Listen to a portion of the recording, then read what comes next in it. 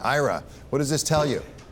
Hey, David. Well, firstly, these PCE and personal spending and income numbers are usually pretty close to estimates when they come in the last quarter, the last month of a quarter, because we already got the GDP number on Friday. So we you can back up things and kind of know what these are. I think importantly, it's the inflation data that the fact that remains kind of at the steady state in the high 1.7% kind of range that isn't a big worry for, say, the Federal Reserve and whether or not they're going to hike rates.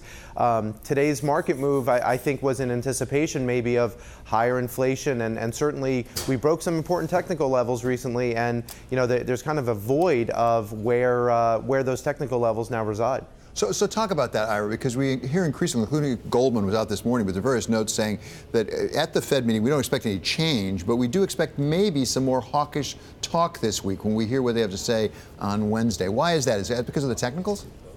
Yeah, well, not so much the technicals, but I think the hawkishness comes from the idea that you do have higher inflation break-even. So one of the big reasons for the move in 10-year treasuries is you've had a move from 1.7% inflation expectations over the next 10 years to almost 2.1%. So that's a 40 basis point increase in inflation expectations by the market. So they can say, hey, the market's expecting higher inflation expectations. The data's been reasonably good, so we can be a little bit more hawkish. And the market's also pricing for them now to meet the dots again. So the market's very close to pricing 3 full hikes in 2018, and I think that's something that market participants certainly are taking notice of.